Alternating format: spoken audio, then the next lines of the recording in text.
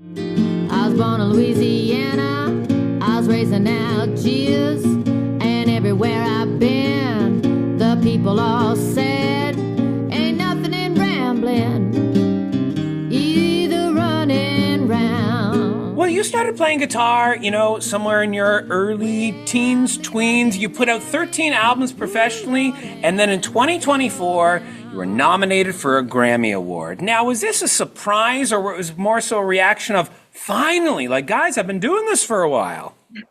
Maybe both. But, I did think when we made this album that I thought it would speak to the Grammy people. I didn't do it because of that. I just thought, well, this is something that could possibly get embraced. You just never know. And it's a real crapshoot. So I'm thrilled.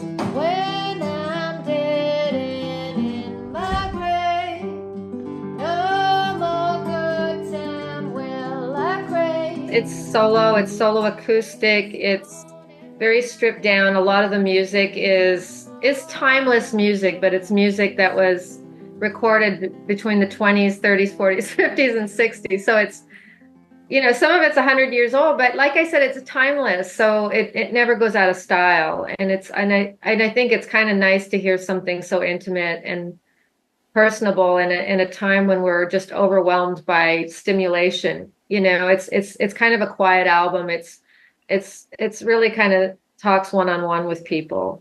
And it's also a tribute. a tribute to pioneering female guitar players, not necessarily the ones that received all the success, but more so the musicians. What inspired you to dive into that?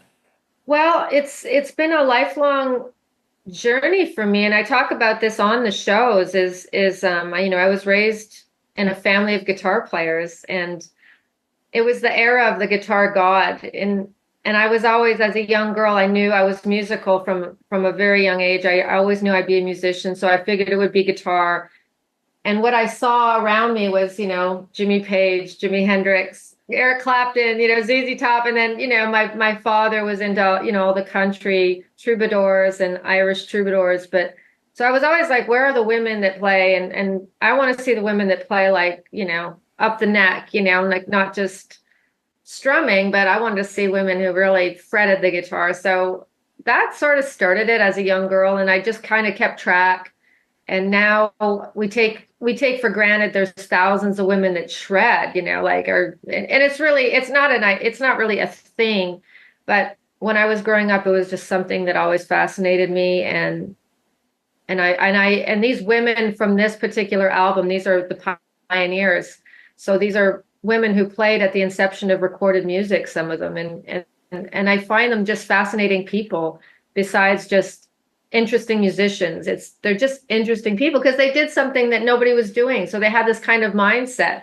And I'm really fascinated by that. Now you don't know what just hit you. Your whole world's in a spin. You knew the day you heard my name, and I keep running in, 'cause I'm here. So let's talk about the live shows themselves. The ones that you're playing on this tour, is this a one-woman guitar tour, or will you be playing some of your other material and thus bringing the band along as well? So I do a hybrid show. I have a great band, and we do it's an energetic blues show. I started out with opening for myself, doing the one guitar woman thing and telling some of those stories and introducing people to some of those artists, and then we bring the band out and just rock.